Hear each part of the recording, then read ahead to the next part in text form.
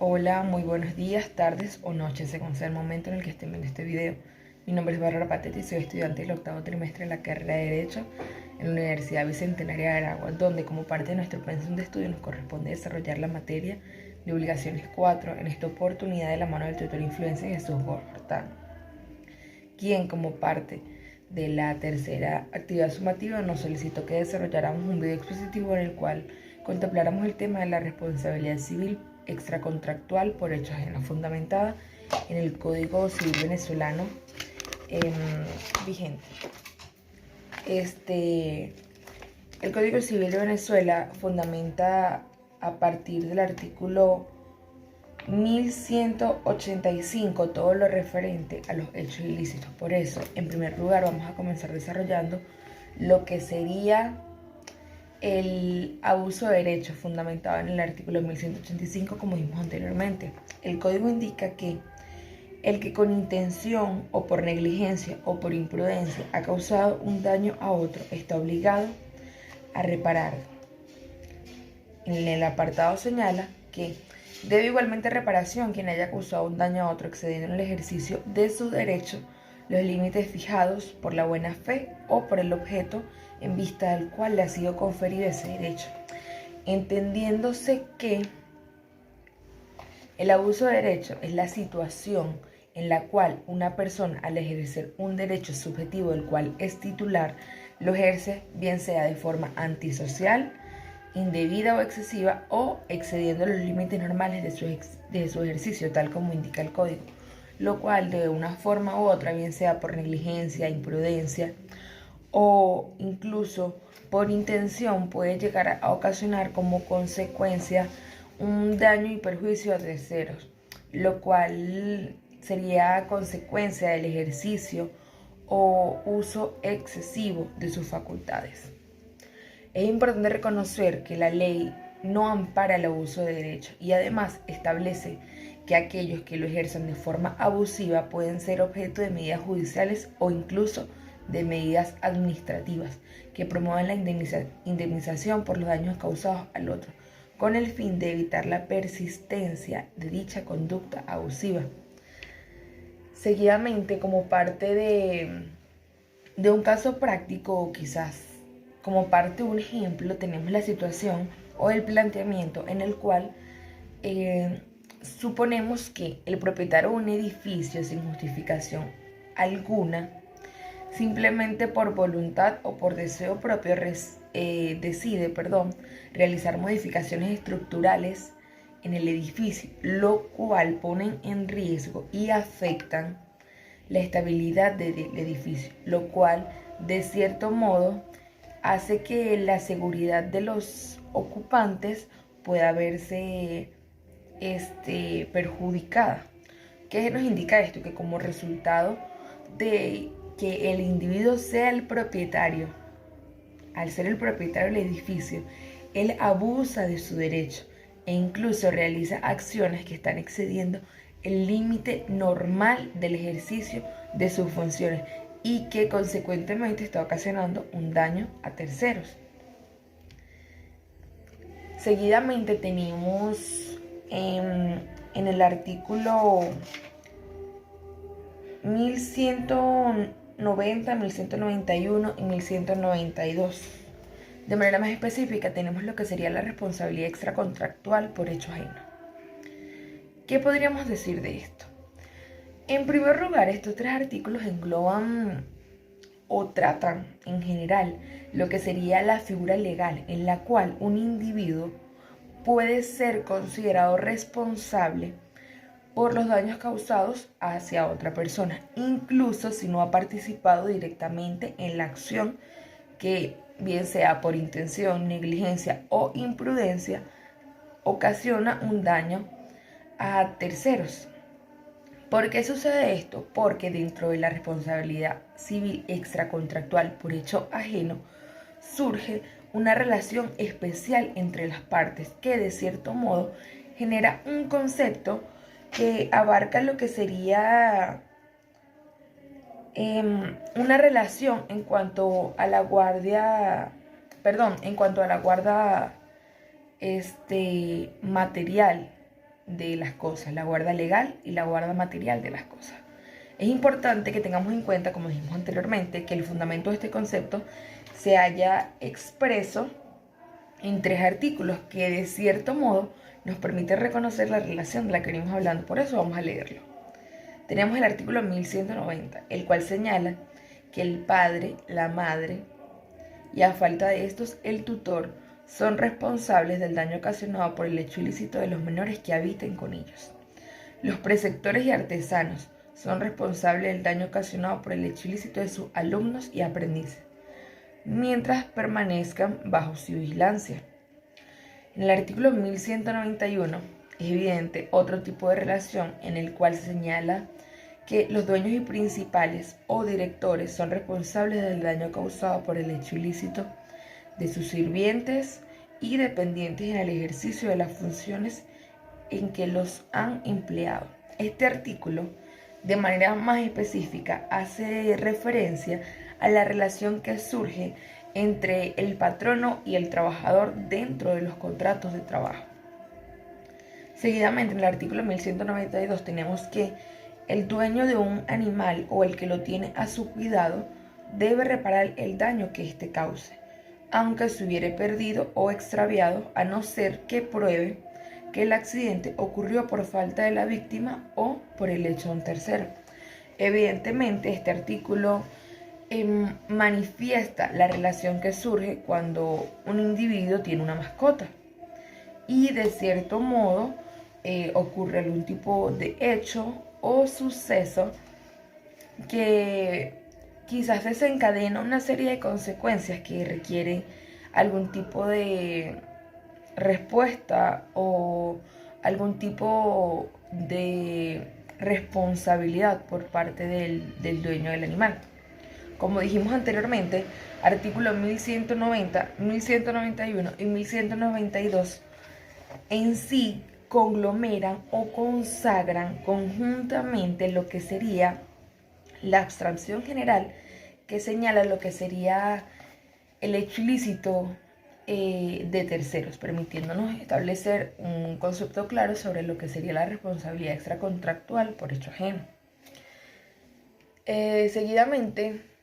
tenemos incluso como parte de esto un pequeño ejemplo, quizás una pequeña forma de aplicar el concepto dentro de,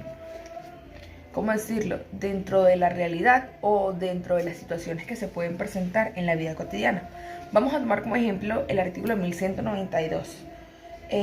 tomando como referencia la situación del animal y del dueño de un animal que lo tiene bajo su cuidado. Supongamos que de cierto modo en un almacén surge un incendio y resulta que dentro del almacén donde surge un incendio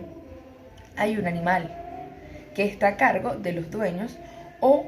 mejor dicho, a cargo de los dueños y el personal de la ferretería. Supongamos esto. En medio de las circunstancias, el incendio ocasiona que el animal, el perro en este caso, salga despavorido, evidentemente alterado y angustiado, por la situación que se está presentando. Lo cual, al salir corriendo, evidentemente, alterado, se consigue con una persona y de cierto modo lo ataca o lo muerde, incluso ocasionándole cierto tipo de daño o de lesión física a ese individuo que simplemente iba pasando por la zona, ¿ok? Entonces, ¿qué ocurre? Evidentemente, alguien tiene que responsabilizarse, ¿verdad? Responsabilizarse por el daño ocasionado al individuo que de manera totalmente fortuita iba pasando por el lugar y se vio atacado por la mascota de los dueños de la ferretería. Evidentemente, en estas circunstancias son los dueños y responsables de la ferretería quienes deben hacerse responsables, tal cual como indica el artículo, del daño que ha ocasionado el perro. ¿Por qué? Porque es bajo el cuidado de ellos que está el animal. es bajo su guarda legal y material que se encuentra el canino. ¿Qué pasa? Que de cierto modo podría aplicarse un eximente de responsabilidad en este caso. ¿Por qué? Porque los dueños y quienes se encuentran en ese momento en la ferretería podrían alegar que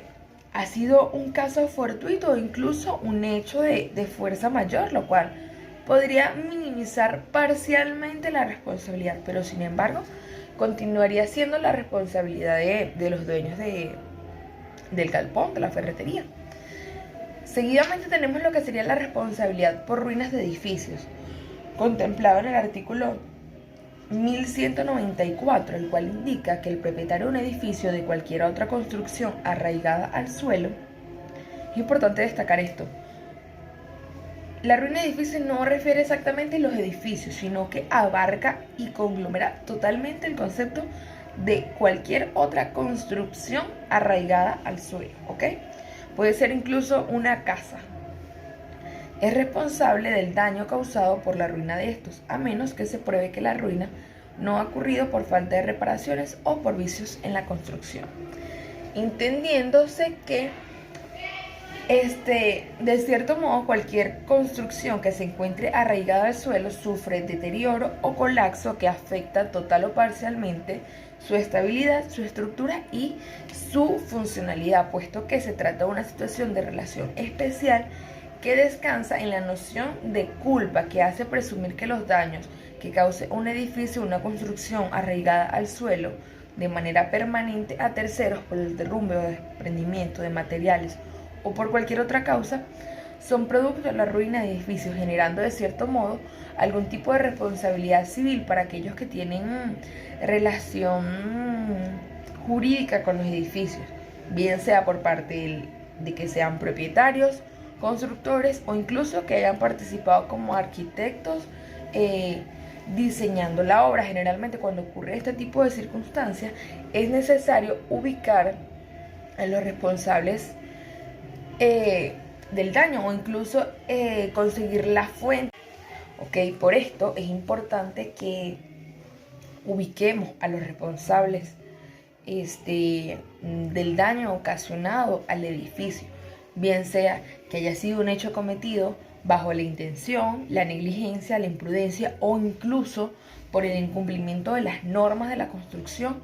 o por haberse saltado cualquier otra norma lícita para que esto no hubiese ocurrido. Dentro de la aplicación de la vida cotidiana, como parte de un caso práctico, tenemos el ejemplo de un individuo propietario de un edificio quien de cierto modo, de parte imprudente y negligente de su parte, decide no realizar las reparaciones necesarias para mantener la estructura en un buen estado, lo cual ocasiona como consecuencia un deterioro significativo que produce un estado de ruina parcial dentro de la estructura del edificio, lo cual indica que, de acuerdo con lo establecido en el código, donde se consagra que siempre que la ruina del edificio se deba a la falta de reparación o cuidado por parte del dueño, deberá ser quien se encargue de compensar o de cierto modo reparar el daño que este hecho imprudente o quizás incluso desconsiderado de su parte, moralmente, claro, ha ocasionado daño al edificio, incluso hasta el punto de poner en riesgo lo que sería el hogar o el espacio en el que habitan muchísimas personas. Y no solamente personas mayores, sino que incluso niños, niñas, adolescentes, adultos mayores, personas con discapacidad, personas, mujeres embarazadas, ¿ok? Por esto es importante tener en cuenta que siempre que se tratare de que el dueño no hiciera oportunamente el mantenimiento a las instalaciones, ocasionando esta ruina parcial, tal como explica el ejemplo o como aplica el ejemplo, debe ser él quien repare el daño y evidentemente compense a los terceros afectados por los daños causados a a la propiedad o en este caso incluso al inmueble. ¿Ok? Finalmente, espero que la exposición haya sido de su agrado y estoy atenta a cualquier pregunta o cualquier comentario que quieran dejar para responderlo. Espero que tengan un muy buen día o una muy buena noche. Gracias por su atención.